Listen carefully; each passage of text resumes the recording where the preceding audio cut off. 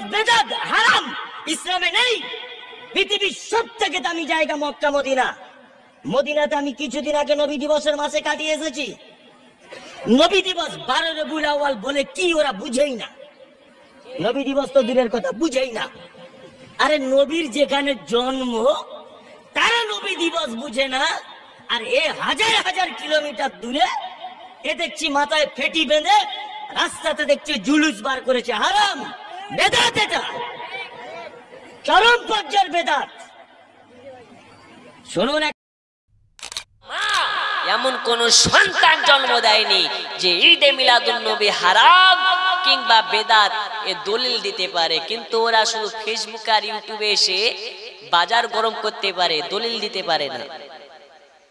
দেখবেন আমাদের পশ্চিম বাংলায় দুটো আনাড়ি বক্তা বেরিয়েছে। কয়টা? দুইটা আনাড়ি বক্তা।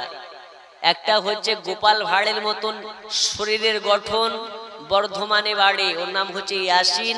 আর একটা বারাসাত এলাকার গুটকা বিক্রেতা। আগে তার কাজ ছিল একটা দোকানে, সেই দোকানে গুটকার ঠিকাদার ছিল, গুটকা বিক্রি করতো, আর এখন আমাদেরকে গুটকাখোর বলে। যাই হোক, লজ্জার বিষয়। এই বারাসাতের মমতাজুল নামক একটা মৌলবী, সে ভিডিওতে প্রকাশ্য বলছে যে সৌদি থেকে আমি ঘুরে আসলাম, সৌদিতে কোন জায়গাতে বিশ্ব নবী দিবস পালন হচ্ছে না, আর পশ্চিমবঙ্গের কিছু কানা হুজুর আমাদের দেশে ঈদে মিলাদুন নবী পালন করছে। এরা পেল কোথায়? আরে গুটকা বিক্রেতা মমতাজুল, কান খুলে শুনে নাও, সৌদি আমাদের দলিল নয়, দলিল হচ্ছে শরিয়াতের কিতাব।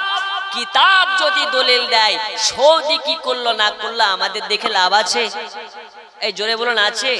সৌদিতে যদি এখন মদের ফ্যাক্টরি করে, আমাদের দেশে মদের ফ্যাক্টরি করা জায়েজ হবে? সৌদিতে সিনেমা হল করেছে, তা আমাদের দেশে সিনেমা হল করা যায়? সৌদিতে যদি এখন কোন রকমের পতিতালয় করে, আমাদের দেশে পতিতালয় করা জায়েজ হবে? তো সৌদি আমাদের দলিল নয়, কোরআন হাদিস আমাদের দলিল। এই মমতাজুল নামক বাটফার ঈদে মিলাদুন নবী পালন করবে না, এই জন্য হারাম বলতেছে। যদি হারাম কিংবা না জায়েজ এটা প্রমাণ করতে পারো, একটা দলিল দিতে পারো, দাও, দায়িত্বর সহিত বলছি, পালন করব না, এর পক্ষে কথা বলবো না। কিন্তু মমতাজুল তো মমতাজুলের 14 গোষ্ঠীকে চ্যালেঞ্জ, একটা দলিল দেখাতে পারে না। কারণ এই নবীর জন্ম দিবস, নবীর জন্মদিন নবী আমার নিজেই পালন করেছেন, সাহাবায়ে কেরামেরা পালন করেছেন, তাবেঈগণ পালন করেছেন, আর আমরা সুন্নি মুসলমান আমরাও পালন করতেছি। আল্লাহ তাআলা আমাদের সকলকে সঠিক বুঝবার তৌফিক দিন। জোরে বলুন।